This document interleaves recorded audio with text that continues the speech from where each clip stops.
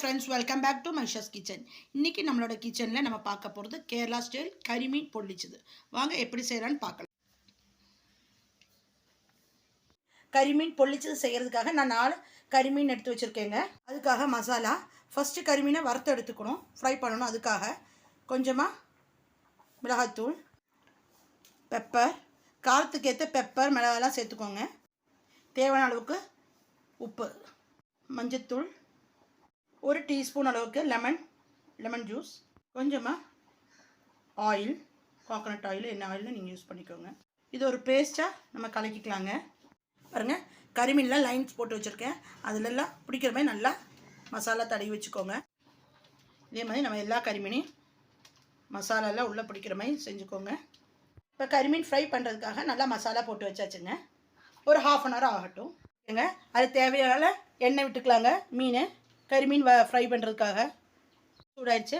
அதில் கொஞ்சமாக கருவேப்பிலை சேர்த்துக்கலாங்க. கருவேப்பிலை சேர்த்து நம்ம 2 மீனாக ஃப்ரை பண்ணி எடுத்துக்கலாங்க. ஒரு சைடு ஹாஃப் குக் ஆகிடுச்சு, நம்ம திருப்பி போட்டாச்சு.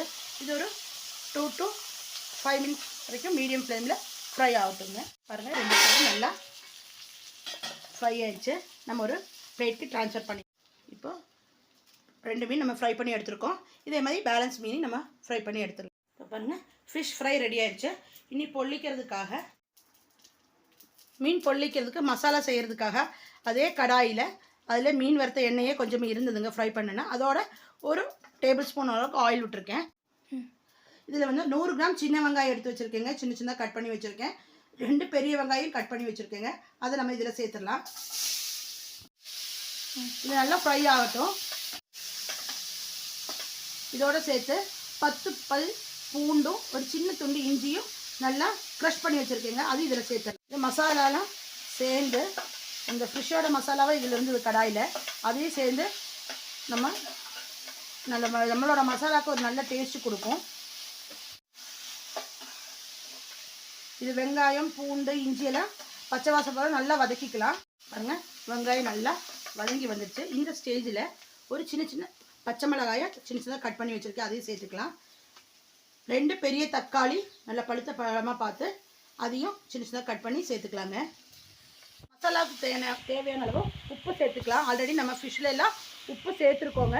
மசாலாவுக்கு தேவையான அளவு மட்டும் சேர்த்தா போதும். பாருங்கள், இது நம்ம நல்லா மூடி போட்டு வேக வச்சுக்கலாம். தக்காளி நல்லா மேஷ் ஆகி வரணுங்க. மசாலாவுக்கு தேவையான அளவு மிளகா பொடி சேர்த்துக்கலாங்க. மஞ்சத்தூள், பண்ண பெப்பர், மல்லித்தூள், கொஞ்சமாக சோம்பு பவுடர், இதெல்லாம் பச்சை வாசம் போகிற வரைக்கும் நம்ம வதக்கிக்கலாம்.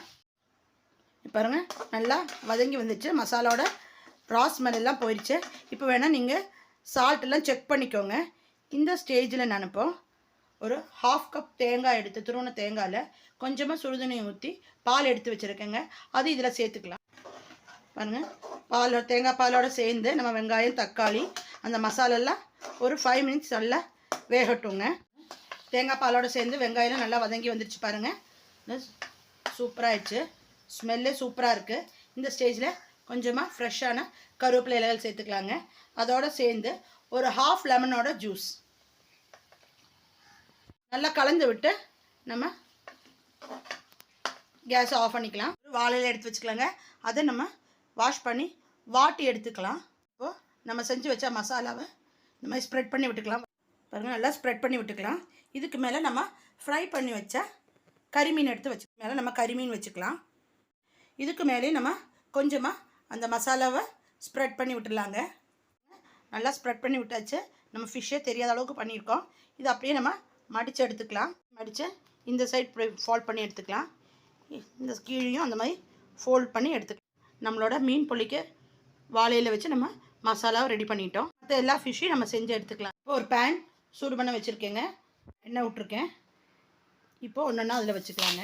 மாதிரி இதை ஒரு 5 மினிட்ஸ் இந்த மாதிரி திருப்பி போட்டு ஒரு 5 மினிட்ஸ் வச்சு நம்ம எடுத்துக்கலாம். நம்ம ஃப்ரை பண்ணிக்கலாங்க. ஒரு 3 மினிட்ஸ் மேலே ஆயிடுச்சு. நம்ம இதை அப்படியே திருப்பி போட்டுக்கலாம். நம்ம திருப்பி போட்டாச்சு. இனி 3 to 5 மினிட்ஸ் இப்படியே மீடியம் ஃப்ளேம், லோ ஃப்ளேம்லேயே வச்சுருங்க. வாசனை இந்த மசாலாலாம் எடுத்து மீன் சூப்பராக இருக்கும். அந்த தேங்காய் பாலில் சூப்பராக இருக்குங்க. பாருங்கள், நம்மளோட மீன் பொள்ளிச்சது சூப்பராக ரெடி ஆயிடுச்சு. இலையெல்லாம் நல்லா வாடி சூப்பராக இருக்குது பாருங்கள். நம்ம ஒரு பிளேட்டுக்கு ட்ரான்ஸ்ஃபர் பண்ணி நம்ம செஞ்சிடலாங்க. பாருங்கள், அடுத்தது நம்ம இதுமாதிரி மூடி போட்டு வச்சுக்கலாம். பாருங்கள், நம்ம ஓப்பன் பண்ணிக்கலாம். சூப்பராக இருக்குது, ஸ்மெல்லே சூப்பராக இருக்குது. சூப்பராக இருக்குங்க. நம்ம ஒரு பீஸ் எடுத்து பார்த்துக்கலாம். மசாலோடு சேர்ந்து நம்ம ஃபிஷ்ஷை எடுத்துக்கலாம். சூப்பராக இருக்குது. சுட சுட சூப்பர். அப்பா செம டேஸ்ட்டாக இருக்குங்க. நீங்களும் உங்கள் வீட்டில் செஞ்சு பாருங்கள். லைக் பண்ணுங்கள், ஷேர் பண்ணுங்கள், சப்ஸ்கிரைப்.